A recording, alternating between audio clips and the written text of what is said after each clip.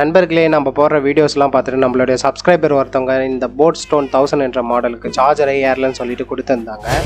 ஓகேன்னு சொல்லிட்டு நம்ம செக் பண்ணி பார்க்க சொல்ல வந்து பார்த்தீங்கன்னா இதில் இருக்கிற சார்ஜிங் போர்ட்டே கம்ப்ளீட்டாக உடச்சிடு. ஸோ இந்த சார்ஜிங் போர்ட்டை தான் நம்ம வந்து ரீப்ளேஸ்மெண்ட் பண்ண போகிறோம்.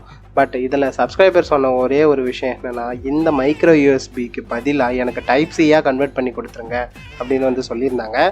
சரின்னு சொல்லிவிட்டு நம்ம இதை ஓப்பன் பண்ணி இதில் இருக்கிற மைக்ரோ யூஎஸ்பியை வந்து ப்ளோயர் மூலிமா ரிமூவ் பண்ணிட்டோம்.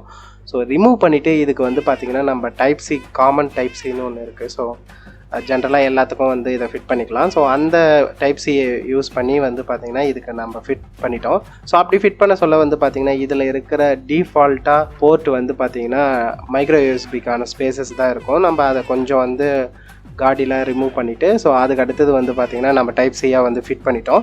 ஸோ இந்த மாதிரி உங்களுடைய ஸ்பீக்கர்ஸ் ஏதாவதுக்கு நீங்கள் வந்து சார்ஜிங் போர்ட் கன்வெர்ட் பண்ணுறது இல்லை சார்ஜர் ஏர்லனா நம்மளுடைய இன்ஸ்டாகிராம் பேஜ் வந்து கீழே கொடுத்துருக்கேன்.